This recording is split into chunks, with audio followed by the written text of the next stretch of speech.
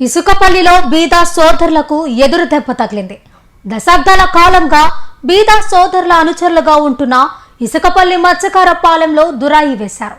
ఇసుకపల్లి సమీప ప్రాంతంలోని మత్స్యకారులు ఏ ఒక్కరు బీదా సోదరులతో మాట్లాడితే ₹1,00,000 అపరాధ రుసుము గ్రామానికి చెల్లించాలని సాంప్రదాయ మత్స్యకారుల దురాయి పద్ధతిలో విధించారు. ఇక నుంచి బీదా సోదరులపై మత్స్యకార గ్రామాల్లో మాటల బహిష్కరణ జరుగుతుందని హుకుం జారీ చేశారు. దశాబ్దాల కాలంగా నెల్లూరు జిల్లా అల్లూరు మండలం ఇసుకపల్లి మత్స్యకార గ్రామం బీదా సోదరులకు కంచుకోటగా ఉండేది. ఇక్కడ రాజ్యసభ సభ్యులు బీదా మస్తాన్ రావు, ఎమ్మెల్సీ బీదా రవిచంద్ర, జడ్పీటీసీ బీదా గిరిధర్ చెప్పిందే జరిగేది.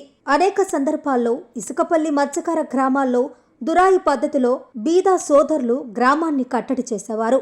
ఇటీవల కాలంగా మత్స్యకారుల జీవనోపాధి పోగొడుతున్న కడలూరు కరైకల్ బోట్ల మిస్సింగ్ వ్యవహారంలో బీదా సోదరుల పాత్ర ఉందని స్పష్టంగా అర్థమవుతుందని, వారి వల్ల ఇటీవల జరిగిన 124 మత్స్యకార గ్రామాల సమావేశంలో అందరి ముందు మత్స్యకార పాలెం తలదించుకోవాల్సిన పరిస్థితి వచ్చిందని మత్స్యకారుల ఆవేదన.